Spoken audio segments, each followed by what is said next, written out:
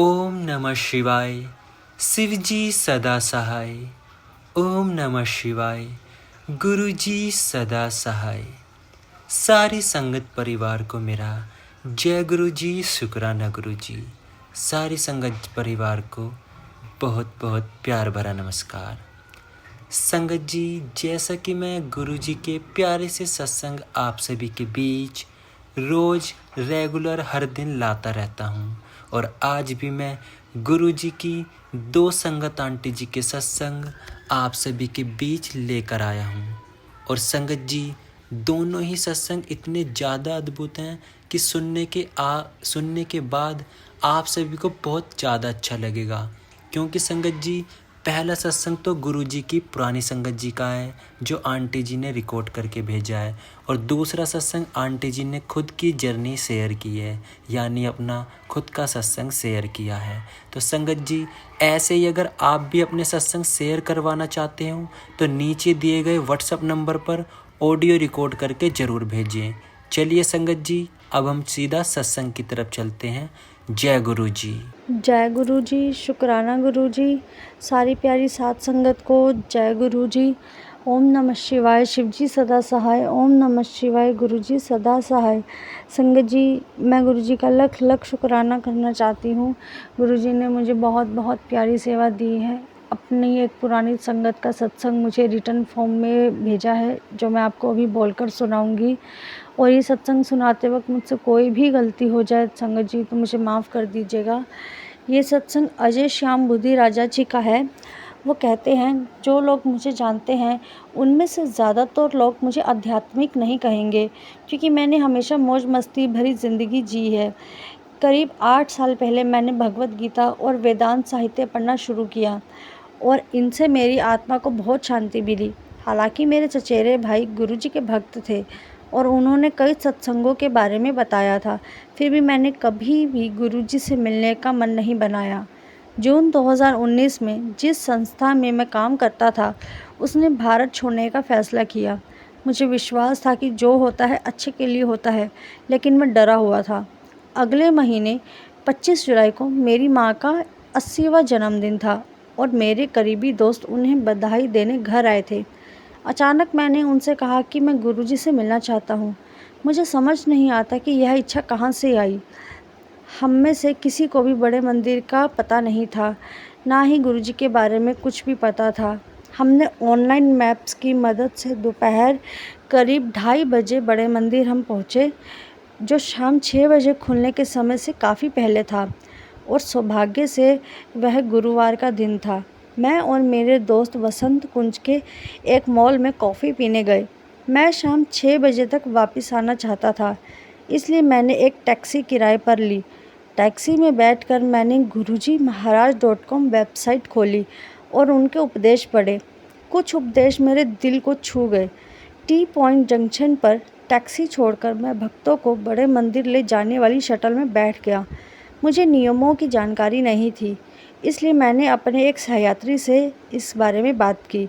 उसने बताया कि वह ऑस्ट्रेलिया से है और मुझे अपने पीछे आने को कहा। मैं उससे ऐसे लिपट गया जैसे कोई बच्चा। गुरुजी की आत्मा को शांति मिले। गर्मी के मौसम में भी मंदिर लोगों से भरा हुआ था। चारों ओर पवित्र शब्दों की खुशबू फैली हुई थी। यह मेरे मन को सुकून देने वाला था। मुझे ऐसा लगा जैसे कोई बच्चा अपने माता पिता के साथ सुरक्षित महसूस करता है। मैंने अपने 2 सबसे करीबी दोस्तों से, जो दोपहर में मेरे साथ मंदिर गए थे, अपने अनुभव साझा किए और उन्हें गुरुजी के उपदेशों के बारे में भी बताया। हमने अगले हफ्ते फिर जाने का फ़ैसला किया, जब हम लंगर में भी जाएंगे। गुरुजी की संगत के साथ लंगर में बैठकर मैंने सच्चा प्रेम और स्नेह महसूस किया। आनंद अवर्णनीय था। अभी 10 दिन भी नहीं बीते थे कि रविवार का दिन था। तभी मेरे एक मित्र, जो मेरे भाई समान हैं, ने मुझे फ़ोन किया। उन्होंने बताया कि वे मेरे फ्लैट पर हैं और मुझे उन्हें गले लगाने के लिए दरवाज़ा खोलना चाहिए।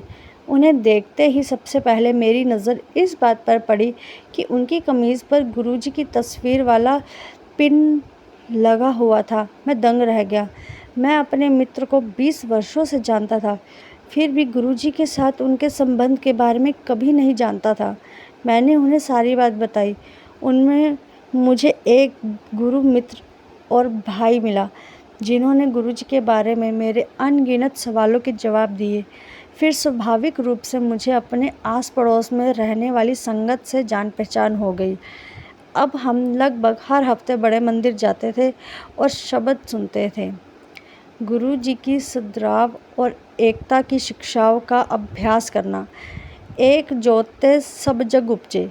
मुझे विश्वास है कि मुझे गुरुजी के आशीर्वाद के योग्य बनना होगा, इसलिए मैंने आत्म सुधार का निश्चय किया। मैंने अपने उन दिनों का विवरण लिखना शुरू किया जब मैंने किसी को अपशब्द नहीं कहे, दोष नहीं लगाया या श्राप नहीं दिया। मैंने स्वयं से वादा किया कि मैं अपने अहंकार और क्रोध को कम करने का प्रयास करूंगा। शायद यह थोड़ा भोलापन था, लेकिन मुझे लगा कि मुझे पहले इन दोनों पर काम करना चाहिए और फिर काम वासना और लोभ पर। यकीन मानिए, कहना आसान है, करना मुश्किल, लेकिन मैंने छोटे छोटे सुधार देखे हैं। उनके प्रत्येक शब्दों को सुनना, सत्संग पढ़ना और उनके आदेशों का पालन करना मुझे एकाग्र रहने में मदद करता है। कोरोना लॉकडाउन के दौरान मुझे संगत द्वारा साझा किए गए लगभग 40 शब्दों की प्लेलिस्ट सुनने का सौभाग्य प्राप्त हुआ। कुछ शब्दों में व्याख्याएं थी जिनसे मेरे संदेह दूर हो गए। हाल ही में मुझे शिक्षाओं का अभ्यास करने और उनके फल का प्रत्यक्ष अनुभव हुआ। मेरा एक ऐसे व्यक्ति से झगड़ा हो गया जो बिना मास्क के नियमों का उल्लंघन करते हुए चल रहा था। उसने मुझे थप्पड़ मारा और अपशब्द कहे। मुझे आश्चर्य हुआ कि मैंने ना तो पलटवार किया और ना ही मौखिक रूप से कोई प्रतिक्रिया दी। मेरा पहला विचार पुलिस को बुलाने और उस व्यक्ति को सज़ा दिलाने का था। अनायास ही गुरुजी की पवित्र शिक्षा सर्वदा भला मेरे मन में आ गई। सभी को आशीर्वाद मिले। कुछ पश्चाताप के साथ मुझे पता था कि मुझे इस पर कायम रहना है। मैंने गुरुजी से प्रार्थना की कि वे हम सभी को आशीर्वाद दे जिसमें वह व्यक्ति भी शामिल है जिसने मुझे थप्पड़ मारा था। मैंने मन ही मन गुरुजी से कहा कि मुझे प्रतिशोध के विचार रखने के लिए खेद है। विश्वास कीजिए, यह मैं नहीं हूँ। पहले मैं अपराधी को जीवन भर का सबक सिखाने के लिए वकील तक कर लेता। हालांकि क्रोध और प्रतिशोध के विचार आए, लेकिन उनके साथ ही मुझे यह याद भी आया कि मुझे गुरुजी के बताए मार्ग पर चलना है। मैं चैन से सोया, यह जानते हुए कि मैं उनके बताए मार्ग पर चलना सीख रहा हूँ। क्या उन्होंने हमें यह नहीं सिखाया कि हम सभी एक ही स्रोत से आए हैं? एक जोत से ते सब जग उपजे। धीरे धीरे अहंकार इस सत्य को समझने लगा है। मैं अभी तक वहाँ नहीं पहुँचा हूँ, लेकिन आगे बढ़ रहा हूँ।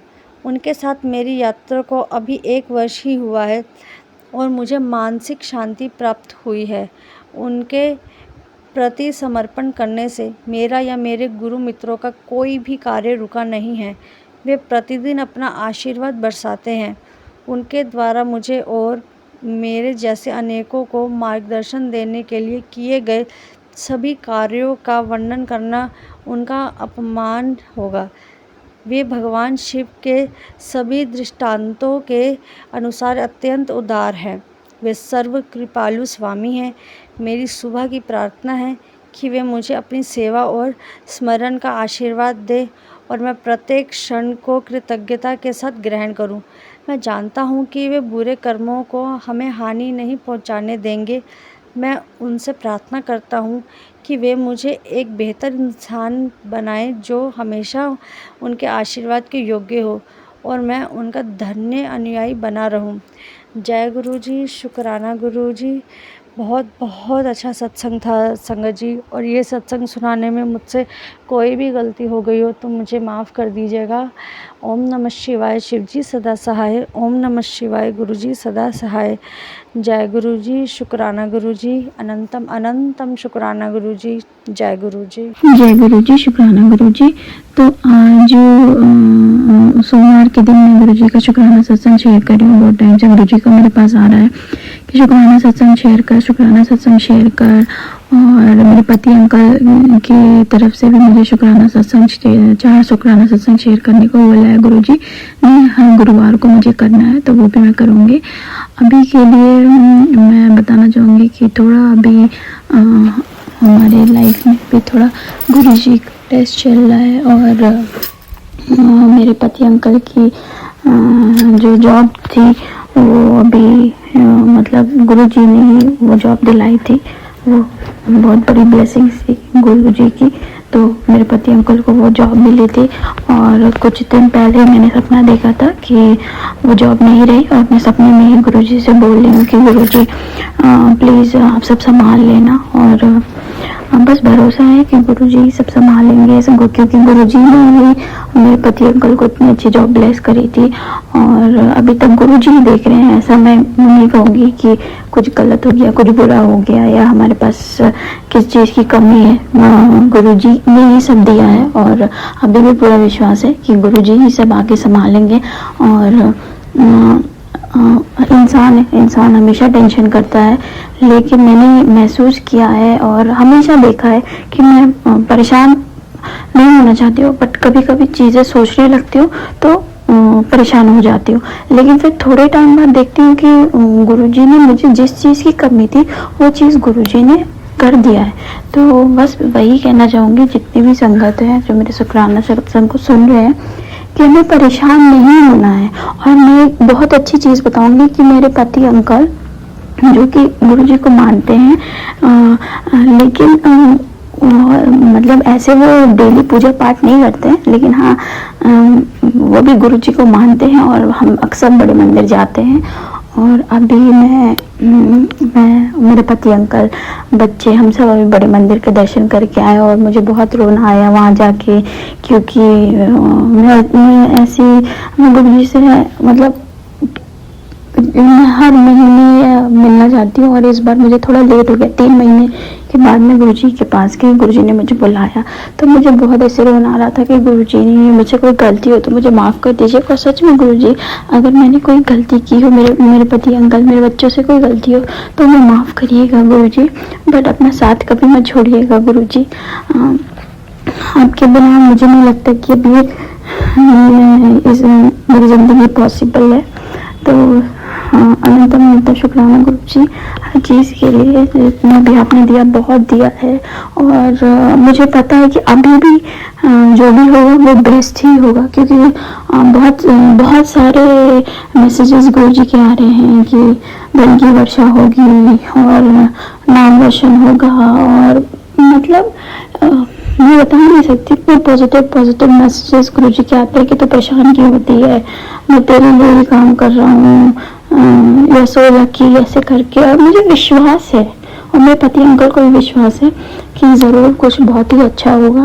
और मैं यही बता रही थी कि मेरे पति अंकल जो कि नर्वस हो जाते हैं और वो बहुत मेहनत करते हैं, बहुत मेहनत किया उन्होंने जब से गुरु जी आए हैं और जब से हमारे 2 बच्चे हुए उसके बाद से मेरे पति अंकल ने बहुत मेहनत किया है। तो बस मैं गुरु जी से वही अरदास करती हूँ कि गुरु जी, जब मैं उनको ऐसे स्ट्रगल करके देखती हूँ और फिर देखती हूँ कि उनको झुकना पड़ता है, दबना पड़ता है और बस अपने परिवार की वजह से, तो बहुत बुरा लगता है, दिल बहुत दुखता है। और आज ही मैं गुरु जी के सामने बैठ के यही बोल रही थी कि गुरु जी, मैं अपने पति अंकल को ऐसे नहीं देख सकती, बाकी आप देख लो, क्योंकि वो उस पर मतलब मेरे पति अंकल में बहुत ज़्यादा सेल्फ रिस्पेक्ट है। बट वही होता है ना, कभी कभी मजबूरी में कुछ चीज़ें करनी होती है और बस वही है। लेकिन हाँ, वही बोलूँगी कि मेरे पति अंकल ने भी कभी हार नहीं मानी है। और जब उनका न्यूज़ मिला था कि उनकी जॉब नहीं रही और हालांकि अपॉर्चुनिटीज़ उधर से मिल रही थी, बट उनको श्योरिटी नहीं हो पा रही थी कि वो जॉब है कि नहीं है, तो उन्होंने खुद से छोड़ के दूसरी जगह ज्वाइन किया है। बट अभी जहाँ दूसरी जगह भी ज्वाइन किया है, वहाँ पे भी उनको कुछ चीज़ें समझ में नहीं आ रही है। वो कभी कहते हैं कि कंटिन्यू करना है, कभी कहते हैं नहीं कंटिन्यू करना है। और मुझे पता है मेरे पति अंकल में बहुत टैलेंट है कि वो बेस्ट ही डिजर्व करते हैं, तो गुरुजी भी कुछ बेस्ट ही प्लान कर रहे हैं। तो मैं जितने भी मेरे अभी मैं सोच रही थी क्या शुक्राना सत्संग शेयर करूँ, मैं थोड़ा परेशान हूँ ऐसे। लेकिन देखिए अभी जब मैं बोलने आई तो इतना कुछ बोल गई गुरुजी के बारे में। तो सच में गुरुजी बहुत प्यारे हैं, बहुत प्यारे हैं। और बस मैं ये गुरुजी से चाहती हूँ, गुरुजी मुझे तो विश्वास है कि कुछ गलत हो नहीं सकता, बट हम ये नहीं चाहते कि मेरे घर में कोई नेगेटिविटी आए और हम परेशान हों कि मैं इन सब चीज़ों में अपने घर में नहीं चाहती। गुरुजी बस पॉजिटिविटी ही रहे हमारे घर में। और मेरे पति अंकल को बहुत अच्छी जॉब ब्लेस करिए गुरुजी, और हमारी लाइफ में स्टेबिलिटी आए। और जितनी संगत सुन रही है उन सब के लाइफ में जो भी प्रॉब्लम्स है उन सबको दूर करिएगा। और अंकल जी मेरा शुक्राना सत्संग शेयर कर रहे हैं, उनकी लाइफ में भी ढेर सारे ब्लेसिंग्स दीजिएगा गुरुजी। और बस इसी के साथ मैं ये शुक्राना सत्संग को यहीं विराम करना चाहूँगी, उम्मीद के साथ कि अगला शुक्राना सत्संग शेयर करूँगी बहुत खुशियों भरा हो। तो चलिए हम इंतजार करते हैं। ओम नमः शिवाय, शिव जी सदा सहाय। ओम नमः शिवाय, मेरे प्यारे गुरु जी सदा सहाय। तो साथ संगत जी, आप सभी को ये दोनों सत्संग कैसे लगे कमेंट में अपने विचार जरूर बताएं। और संगत जी जय गुरु जी कमेंट में लिखना बिल्कुल ना भूलें। जय गुरु जी लिखने वाले की इच्छा तो सबसे पहले पूरी होती है। तो संगत जी जय गुरु जी जरूर लिखें और अपना सत्संग भी जरूर शेयर करें। साथ ही ऐसे ही सत्संग रोज़ अगर आप सभी को सुनने हैं तो इस चैनल को जरूर सब्सक्राइब करें।